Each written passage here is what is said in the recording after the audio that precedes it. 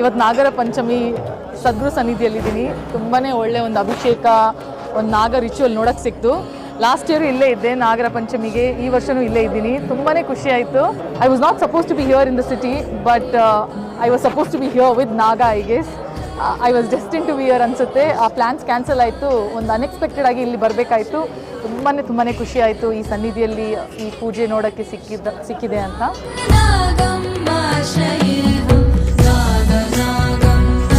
So Nagara Panchami ದಿನ ಇವತ್ತು ಒಂದು ನಾಗಸೂತ್ರ ಕಟ್ಟಿದ್ದಾರೆ ನಮಗೆ. ಈ ನಾಗಸೂತ್ರ ಸನ್ನಿಧಿಯಲ್ಲಿ ಇಟ್ಟಿದ್ರು ಇಷ್ಟು ದಿನ. ಸೊ ಅದ್ರ ಎನರ್ಜಿನ ಅದು ಇಂಬೈಬ್ ಮಾಡ್ಕೊಂಡಿದೆ. ಆ್ಯಂಡ್ ಇವತ್ತು ನಮ್ಗೆ ಕಟ್ಟಿದ್ದಾರೆ. ಹೆಣ್ಮಕ್ಳು ಲೆಫ್ಟ್ ಹ್ಯಾಂಡಲ್ಲಿ ಕಟ್ತಾರೆ, ಗಂಡ್ಮಕ್ಳು ರೈಟ್ ಹ್ಯಾಂಡಲ್ಲಿ ಕಟ್ತಾರೆ. ಇದು 48 ದಿನ ನಮ್ಮ ಕೈಯಲ್ಲಿ ಕಟ್ಟಿದ್ರಿಂದ ಆ ಎನರ್ಜಿ, ನಾಗ ಎನರ್ಜಿ ನಾವು ಒಂಥರ ಇಂಬೈಬ್ ಮಾಡ್ಕೊಳ್ಳೋಕೆ ಸಾಧ್ಯ.